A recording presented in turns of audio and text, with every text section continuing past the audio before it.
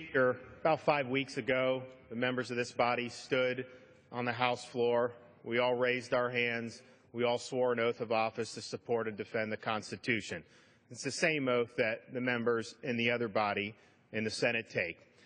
And I think that that's an oath that means something. It's not just window dressing.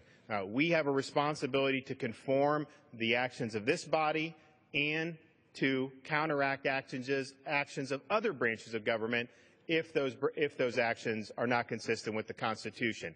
And so here we have an instance in which the President is on record 22 different times saying he does not have the authority to grant work permits unilaterally, 5 million of them, to people in the country illegally. He can't give Social Security numbers or benefits without an act of Congress. And yet, after losing the election, he did it. When he did it, a number of members of his own party in the Senate said that they were concerned about what he did and that they didn't think that that could be done by executive fiat and that changes to immigration law had to happen through Congress. And so we're in a curious situation now because the House has passed a bill to fund the Department of Homeland Security, but to constrain the President from acting illegally because the government has to follow the law just like any other citizen.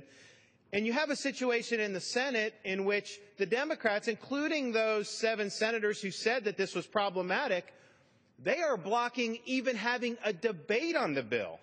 Forget about being opposed to the bill in its final form, or if you don't get the amendments, they will not even let it come up to the floor so that this can be debated.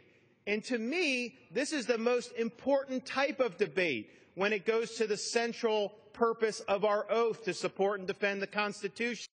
I think they need to go on record about why they think this is constitutional. What limits are there for the President in terms of exercising this executive power? Can he legislate lower tax rates? Can he legislate in the field of environmental law or workplace safety law that the Congress doesn't support?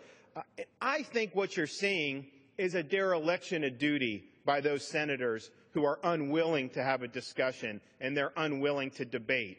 They are protecting the political interests of a president in their own party over their duty to support and defend the Constitution of the United States.